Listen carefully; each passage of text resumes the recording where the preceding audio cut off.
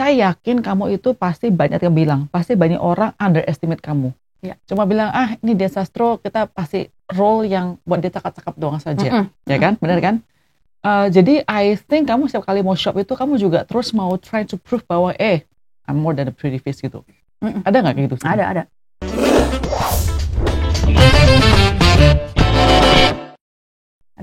And karena kan waktu itu kan sempat very successful in one particular judul, which is Ada Apa Dengan Cinta. And Ada Apa Dengan Cinta is a role yang, ya cinta semua orang tuh kayak udah kenal cinta lah gitu loh. They feel very close to cinta. And it's quite an achievement actually. Yeah. Cuma juga it's also very hard for them untuk shake it up gitu loh. Bahwa nggak cuma cinta doang kok. I still have so much more up in my sleeves yang don't you wanna see other parts of me gitu loh, other versions of me.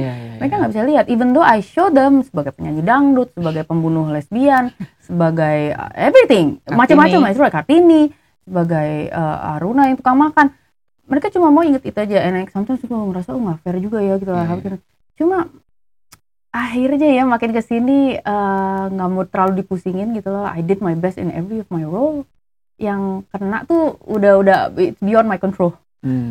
It's not within my control. Jadi kalau emang mereka mungkin yang paling successful distribusinya dan paling popular dan paling ibaratnya katanya sekarang viral ya. Jam dulu kan belum ada viral ya. Cuma yang paling kena tuh adalah cinta, ya udah so be it. Gitu. You're okay with it? Nggak kesel? I think kalau kesel I would grow to become a person yang banyak angernya, and I don't think it's healthy for me gitu loh. How come? Kenapa nggak gue embrace dan gue syukurin gitu? Karena it's also as a blessing too gitu. Jadi akhirnya going forward, akhirnya it never stopped me from trying my best untuk selalu push the limit, push the boundaries, tapi juga do it happily gitu loh. Bukan karena gitu, bukan kayak mau marah gitu. Karena jadi toxic kan kalau kayak gitu. Itu lucu, makanya saya pernah ngobrol satu orang, dia juga terkenal gara-gara impersonate orang punya suara. Terus dia itu a curse for him gitu loh. Karena dia tadi orang kalau ketemu dia bilangin, ayo coba impersonate orang ini, padahal dia actually an actor. He wants to do more than that gitu loh, you know what I mean? But anyway, alright, that's the philosophy daripada sebagai seorang entertainer. Let's go second one, woman. But as a woman, and as a mother, sebenarnya bisa jadi satu ya? Boleh lah, silakan. Boleh gasok ya, go ahead. Selama saya hidup. Sorry, may I know first, ntar kita mungkin buat audience ya. Anak udah berapa? 2. Anak udah 2, kelas 6 SD sama kelas 4 SD. Yang pertama laki-laki, yang kedua perempuan. Oke, alright. Oke, go ahead.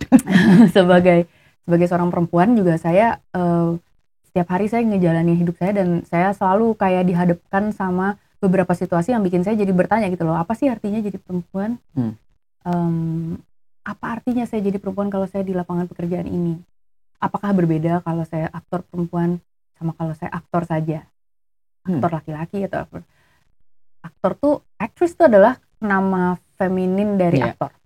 Tapi kalau kita langsung cepat-cepat menyebut diri kita aktris, berarti kita hanya membatasi bahwa peran-peran yang saya bisa lakukan hanyalah peran-peran karakter perempuan. Kate Blanchett never does that. Dia bilangnya I'm an actor, sehingga pada suatu hari dia bisa memerankan Bruce Springsteen ya, siapa sih? Oh iya, that movie David Bowie itu siapa ya? A guy actor, iya pokoknya like this phenomenal. David Bowie ya kalau nggak salah ya? I know the movie talking about. Oke. Cuma what an accomplishment. Di saat perempuan tuh udah nggak usah dibedain lagi, lo tuh aktor perempuan, berarti you're an actor. If you're capable to deliver the job, who cares whether you're a guy or a woman gitu. Karena di aktor memang lebih susah ya. Cuma if you're a doctor, should you be defined dokter perempuan atau dokter laki-laki? No, you're just viewed as somebody yang punya kompetensi cukup untuk bisa menjalankan tugas sebagai seorang dokter.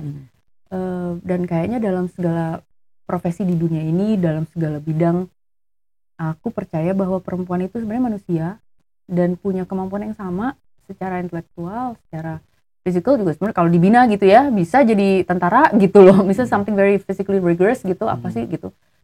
Dan kenapa nggak dikasih chances lebih banyak seperti tenaga kerja laki-laki? Kenapa harus dibedakan? Karena secara populasi dunia, ibaratnya 100% populasi dunia, I'm gonna quote Sheryl Sandberg in this, kan yang 50% laki-laki, 50% perempuan. Why do you only take into account cuma yang laki-laki aja? It's like only using half of your brain to solve your problem. If humanity has so many problems, why are you only using half of your potential to solve that problem instead of using all of them gitu loh. Dan dengan begitu nggak usah dibedain kan. A woman mau apapun dia, mau woman kerja aja gitu loh, if they're capable. Cuma memang in this life gitu ya, yang punya tugas biological capability to give birth and menyusui kan juga baru perempuan. Jadi itu gimana? Dan orang kan bikin itu as an excuse, makanya mereka sangat menjadi investment yang jauh lebih tricky untuk di perusahaan. Kenapa perempuan nggak banyak yang masuk ke C-level, decision makers level in every corporate ladder? Karena at some time we will lose like how many percent of their productivity karena pasti harus ngurusin keluarga dan hamil dan haid dan whatever. Cuma kalau representasi perempuan di decision making level itu tidak terrepresentasi dengan baik, berarti kan those decision making juga hanya akan terjadi secara bias karena they are deciding the policy untuk seluruh penduduk dan penduduk itu 50% laki-laki, 50% perempuan. Kalau decision maker cuma laki-laki saja, bagaimana mereka bisa membuat policy yang adil dan mengakomodir kebutuhannya yang perempuan gitu loh. Okay, that's interesting. And then the productivity of a company itu rose 70%, 60% pada saat perempuan boleh work from home and deliver from home. Jadi diukurnya tuh bukan dari keberadaan fisiknya, tapi dari ideasnya, dari deliverability-nya, dari outputnya. Kamu oke nggak bisa orang kamu feminis? Of course, I'm proud to be one. Ada orang, tapi sekarang feminis banyak orang jadi anti karena terlalu, mereka nggak paham feminis itu apa. Apa sih feminis actually? Kemarin ada seorang terkenal public figure laki-laki ya, tapi saya mau sebut namanya, dia bilang saya nggak suka feminis gini. Coba feminis perhatiin, mau nggak jadi tukang yang susah-susah kerja, tukang bangunan segala macam, nggak mau kan? Dia saya cuma ngomong doang gitu. Kayaknya orang pasti punya pemahaman yang beda-beda juga tentang feminis. Mungkin saya juga masih harus belajar lagi tentang apa sih sebenarnya feminis itu. Tapi yang saya tahu, kalau misalnya orang taunya seperti yang saya tahu sih, saya pasti malah bangga karena feminis is actually a compliment. Apa itu feminis? Dan feminis itu nggak cuma perempuan doang, laki-laki juga bisa menjadi seorang feminis. Feminis adalah orang yang melihat bahwa perempuan sama laki-laki itu sama-sama manusia. Nggak ada yang di atas, nggak ada yang di bawah. Tapi ada orang argue itu nggak benar, nggak setuju. Well, mereka agama juga nggak bilang itu kan, agama bilang laki-laki di atas perempuan, benar kan? Tergantung kita pahamnya gimana.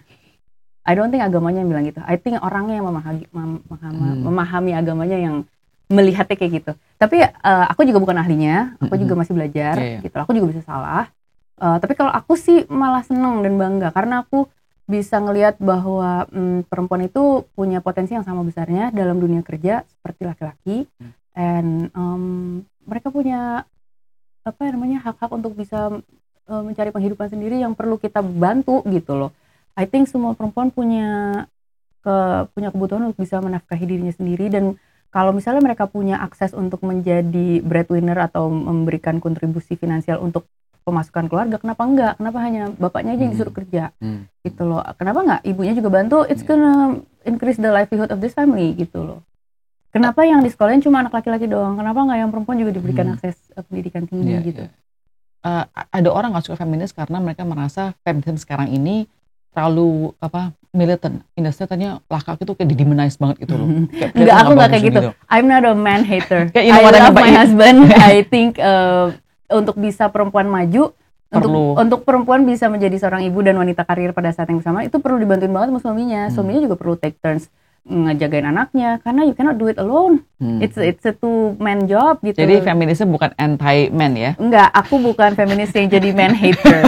I feel men juga punya peran penting, dan andai kata laki-laki juga bisa menjadi feminis, aduh what a happy world gitu loh. Alright, okay. Jadi kamu gimana sih ajarin anak kamu perempuan sama anak laki-laki filosofi kamu ini?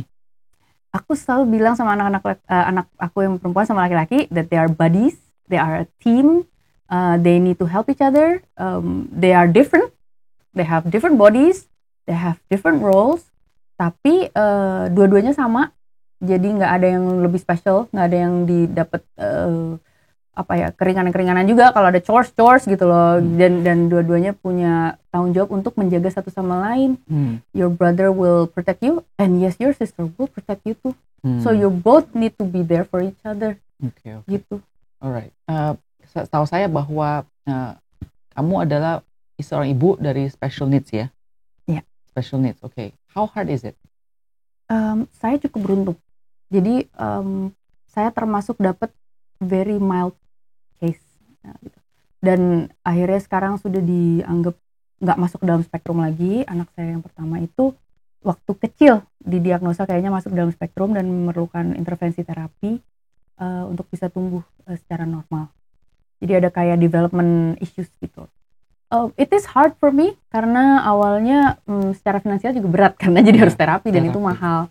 Dan pertama-tama mungkin keluarga yang lain sisanya tuh mungkin belum terlalu terbuka atau open minded bahwa yes, we do need extra time and extra money untuk membantu anak ini gitu. Dan ada special treatment yang harus kita pelajari, kayak misalnya no screen time lebih dari sekian menit gitu, no gadget gitu loh. Dan kita harus disiplin tuh sama neneknya, kakeknya juga jangan sampai ngasih kan.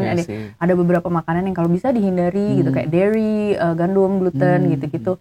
Ada makanan-makanan yang lebih bagus buat dia, justru makanan-makanan Indonesia malah gitu, nasi gitu, sayur gitu, tempe apa segala macam.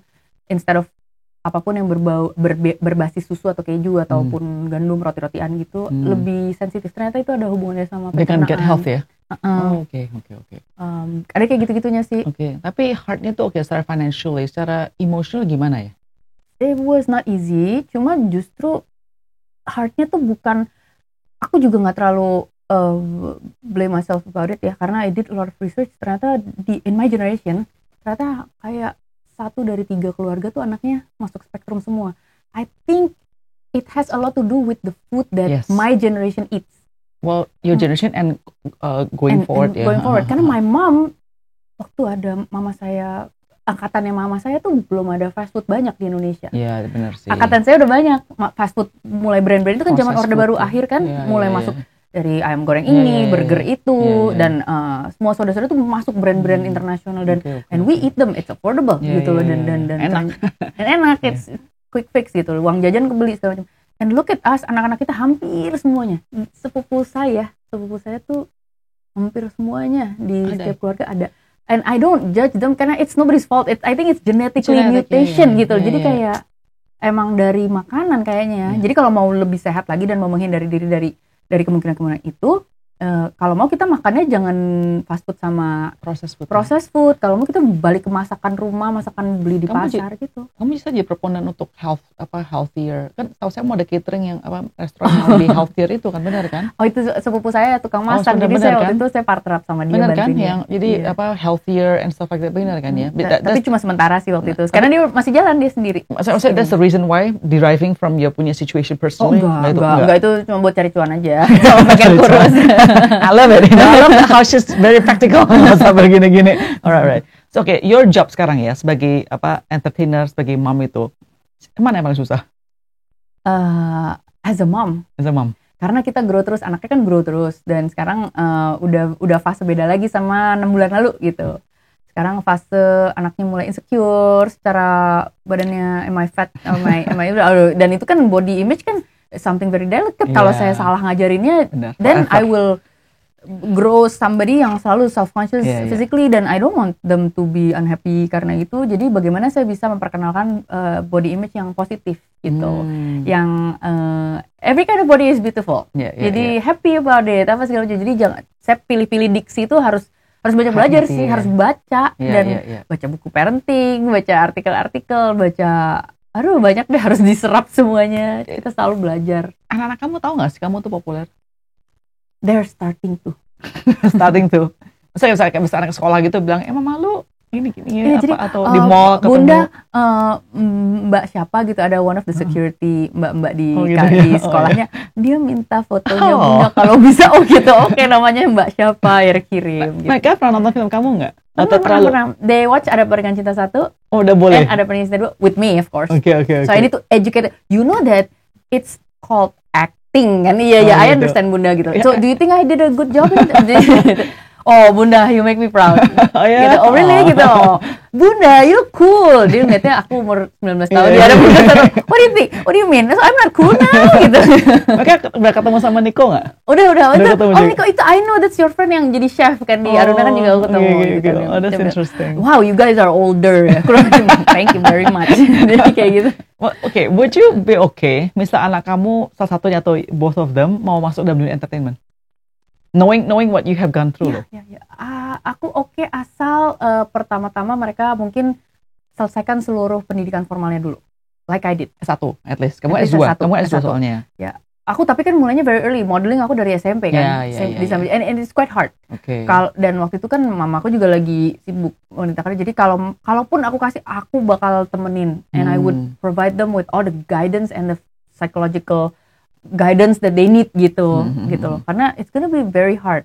Karena you're playing around with a lot of body image about trend and it's about comparing whether you're in the trend or not. Jadi itu kan very sebenarnya kurang sehat untuk kesehatan mental anak semuda itu. Jadi kalau memang mau hit 17 or 18 first atau at least 20 pas udah self image tuh udah fix dulu, udah punya temen yang deket dulu, udah punya a very positive idea about that I am a good person and I am a good friend to my friends gitu, a very positive support system psychologically, baru deh lo mau masuk. So lo mau dihujat netizen, mau dihujat sama the kind of industry that is so judgmental physically, lo udah punya support system and self image yang strong and solid gitu loh. Jadi lo nggak gini. Yang serem anak-anak yang sekarang, apalagi anak-anak pandemi ya, mereka kan belum punya established relationship sama sahabat-sahabat karena mereka kan anak pandemi 3 tahun kehilangan hidup sosialnya, ketemunya cuma emoticon aja. Gimana cara flirting sama cewek di kelas sebelah? Kirim aja like, ting. Oh itu udah flirting.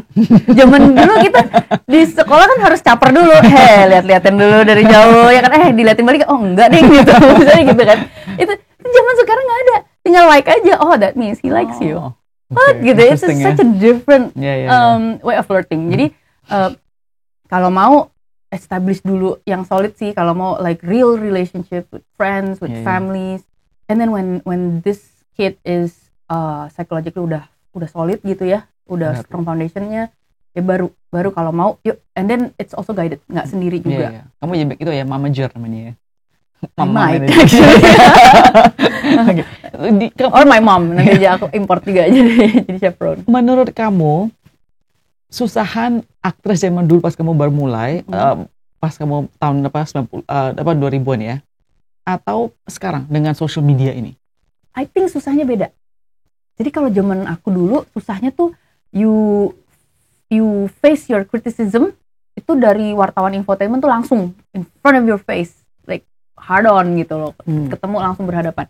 Cuma kalau zaman sekarang kan orang you face your criticism tuh through comments and bullies kan, and Twitter and threads and segala macam gitu loh. So a lot of things tuh terdistorsi dari kenyataan in real life-nya gitu loh. Jadi tapi juga bisa terdistorsi jadi jauh lebih buruk daripada yang sebenarnya. Jadi tapi their sense of reality kan semuanya terjadi secara digital. Jadi that's the only reality that they know. Mereka nggak punya reference pas dulu zaman analog tuh gimana, karena mereka belum hidup zaman itu gitu. Kalau aku alhamdulillah bisa ngalamin 2 zaman itu kan, zaman analog sama zaman bully internet juga ngalamin. Tapi jadi when strong wind came ya emang susah, tapi aku inget dulu kalau ketemu langsung juga lebih takut gitu loh. Kayak gitu. Kalau sekarang dibully kan it's easy, you just detox yourself from the phone, drink. If you can have a analog relationship with yourself and with your life, ya you're safe gitu. Cuma zaman dulu lo mau escape kemana, orangnya depan muka lo gitu loh. What is the worst about kepo aja nih? What is the worst criticism that you ever received? The most hurtful lah ini begitu. Banyak banget, mau yang mana? Mau yang as a in your life, junior as a junior high school student. Junior high school itu berarti SMP ya, sebagai anak SMP yang dibully kakak kelasnya, atau sebagai artis yang di cancel sama netizen, atau kenapa mau di cancel? I don't know, people feel aku dibully, dibilang viral, katanya aku sombong segala macam, and they have a point. Aku suka menolak foto kalau lagi sama keluarga gitu. Tapi kalau sama keluarga, sama keluarga, anak-anak, dan some netizen just don't understand bahwa nggak bisa dong gitu loh, harus foto dong. Tapi aku have a different view. Well, aku percaya bahwa I do have a right to be a mother first bertanya, kamu kalau bisa tanya gitu, kamu gimana? Mereka karena itu dibahas juga kemarin di Vindes gitu. And then viral lagi itu yang setuju yang enggak, oke. So there's always ada yang setuju ada yang enggak. Like what do you say gitu loh? I want to know. What do you say? I'm sorry, saya lagi sama keluarga saya, maaf gitu ya. Gitu. Tapi I always make sure I smile, aku sopan, aku look at their eyes when I do it. Okay. So I dismiss them politely, gimana dong? But I'm still saying no. And you know what? The moment I learn to do that, I feel so good. Kayak ada boundary jadi. Karena it's like I'm taking care of myself. Karena for the first time in my life, I learned how to take care of myself. I'm not a slave. I'm not anyone's slave. It's a choice that I made. And yes, I do not make you happy, but I make myself so safe and so happy. And I do have power over myself and my life. And this is such a liberation. Nobody else can ever give it to me. It's mine gitu loh. You could bisa, lo mau dibilang apa sih? Tapi if you feel good about yourself, you bilang apa? I know I'm a good person kok. Lu aja nggak tahu gitu loh. Maksudnya, if you have a strong sense of identity that you're actually a good person, mau lo dibilang apapun, it doesn't matter. What matters is like what you think about yourself kan. Oke, pertanyaan kedua, hypothetically, kamu makan sama keluarga kamu, terus di sebelah nih, saya foto kamu gini-gini, marah nggak? Aku bilang, lagi mau foto ya, iya. Sebenarnya lebih sopan kalau minta. Tapi dia tolak kalau minta. Apa? Tapi kalau minta dia tolak kan? Iya, tapi kalau misalnya langsung foto-foto itu lebih gak sopan lagi sih. It's not gonna be my problem, but it's gonna be your problem. Aku bilang, kamu tahu nggak itu sebenarnya nggak sopan banget. Kamu pernah kayak gitu? Iya. Oh gitu? Oh wow. Iya. Berarti nih orang emang belum teredukasi tentang yang namanya privacy dan sopan santun. Itu common sopan santun kok. Tapi kan emang negara kita kan adalah negara yang belajar. Kalau kita di negara barat misalnya, mereka udah lebih paham sama konsep-konsep privasi dan sopan santun, bahwa it's actually offensive kalau ngambil foto tanpa izin. Tapi orang punya background edukasi juga berbeda-beda. Kita nggak bisa ngejudge. Jadi emang di negara yang lebih beragam seperti negara Indonesia, kita memang harus lebih punya toleransi untuk perbedaan itu. Jadi ya nggak apa-apa kalau memang orang belum tahu, ya mohon maaf, saya akan kasih tahu kalau sebenarnya caranya gini sih, gitu loh. Jadi emang harus lebih sabar aja. Gitu. Jadi kita mau klarifikasi hari ini bahwa Dian Sastro tidak sombong. Jadi kalau boleh foto adalah kalau dia sendiri check mark boleh foto boleh ya. Kalau keluarga tidak boleh gitu ya. Nehat gitu ya. Ya, tapi kalau misalnya orang mau bilang saya sombong, itu juga hak mereka. Iya dah. Siapa saya untuk bisa ngatur-ngatur orang apa yang mereka pikir tentang saya? Yeah, one thing we learn, you cannot control netizen. Jadi so it's really up to you. Who are we to tell them apa yang mereka harus pikirkan tentang saya? Alright, I have one last question for you, Dian. Selama kamu 40 tahun ya sekali lagi, satu hal yang dulu kamu merasa that is your principle of life, tetapi tambah kesini kamu merasa, wow, why did I think like that? Benar-benar change 180 degrees. Itu apa? Apa ya? Kayak ini loh tentang kalau zaman saya muda. Ini harus something yang kamu really believe in ya zaman dulu. Ya. Saya grew up di keluarga yang merasa bahwa orang lain itu berbeda. Dan keluarga seorang lain di luar keluarga kita itu berbeda, dan kita nggak usah punya harapan banyak bahwa mereka akan mengerti kita, dan kita tuh selalu akan jadi outsider buat orang lain di luar keluarga kita gitu loh. Itu keluarga saya lumayan begitu, karena mungkin keluarganya sebenarnya keluarga minoritas kan, mereka keluarga bukan agama mayoritas gitu ya. Mereka punya kayak pemahaman, saya dibesarkan dengan pemahaman bahwa kita akan selalu menjadi minoritas dan akan selalu tidak dimengerti sebagai minoritas, sehingga nggak usah banyak harapan untuk tinggal di negara yang kita minoritas. Mari nggak usah harap banyak deh bahwa orang lain tuh pasti, kita udah punya prejudis bahwa orang lain pasti ada jahatnya, pasti ada culasnya gitu loh, pasti nggak mengerjakannya dengan baik dan gini. Sementara membuat aku itu adalah prejudis, dan itu cara berpikir yang terlalu prematur menurut aku. Sorry, zaman dulu kan believe in that juga? I did, because I was raised in that belief. Setelah aku tumbuh dan aku kerja, ternyata aku dapat exposure, aku bekerja sama orang-orang baru yang aku harus kenalan sama kru yang aku baru kenal, dan ternyata baik, orang baik, dan I can work well with them. Mereka adalah orang-orang dengan latar belakang budaya dan latar belakang agama dan latar belakang pendidikan yang jauh berbeda daripada keluargaku, tapi aku bisa bekerja sama dengan berteman dengan mereka sangat baik-baik saja. Mereka bisa see me as a person, aku bisa melihat mereka sebagai person, kita bisa berkawan. Dan itu banyak, nggak cuma satu, banyak gitu loh. Yang laki-laki, yang perempuan, yang tua, yang muda, dari yang very successful sampai ada yang very less fortunate than I am financially. Tapi ternyata bisa gitu loh. Look at me gitu loh. Kenapa selama ini mungkin keluarga aku punya cara pandang terhadap dunia tuh yang sempit gitu loh. Kok pas gue rasain ternyata enggak kok gitu loh. Ternyata kalau kita mau membuka pikiran dan membuka kesempatan untuk ketemu orang baru dan mau kerja sama orang, punya prasangka baik terhadap orang lain, nasib baiknya adalah biasanya kita dipertemukan sama orang-orang baik gitu loh. Tapi kalau kita punya prasangka buruk, nasib jeleknya adalah ketemu sama orang-orang yang buruk. Karena kamu kayak nungguin, ini orang pasti jahat nih, ini orang pasti salah nih, ini orang pasti jeleknya ini. Jadi kita kayak nungguin jeleknya gitu loh. Sebenarnya kalau kita prasangka baik, kok yang kita ditunjukin juga baik sekali nih orang gitu loh. Dia nolongin saya loh. Ternyata dia kerjanya bagus banget gitu loh. Ternyata nih orang oke loh gitu. Jadi kita jadi kayak di surprise sama hal-hal baik gitu loh. Jadi I think itu yang akhirnya saya develop sendiri filosofi baru gitu ya. Oke, keluarga saya memang begini, ngajarin saya kayak gini. Tapi ternyata dengan perjalanan hidup saya belajar satu hal baru yang saya belajarnya sendiri. Nggak dikasih tau orang loh. Saya ngalamin sendiri dan I have this own life view yang original, saya baru bisa rasain karena saya udah ngerasain gitu. Kalau kita punya prasangka baik dalam apapun, nasib baik, dikasih yang baik-baik gitu loh. I believe that. I believe that attraction of energy will happen. I believe gitu that. Okay, one word, Dian Sastro. What is Dian Sastro in one word? Learning. I agree loh. Saya baru ngomong. Kamu tuh orang suka belajar orangnya. Because you said you want to learn how to become tadi mother yang kayak begini. Karena siapa saya sih, maksudnya saya juga masih banyak yang salah gitu loh. Masih banyak yang saya nggak ngerti dan masih banyak kayaknya pelajaran yang akan saya terima gitu loh. Jadi kalau sekarang saya ngomong kayak gini masih bisa berubah lagi gitu loh. And who am I gitu loh. Dan pasti enak dapat ilmu terus kalau we always see as kita belum penuh gitu loh. Well, you know what? You're hitting 40. Bakal namanya midlife crisis. No. So you might change. We have interview after this. Thank you so much, Dian. Appreciate it.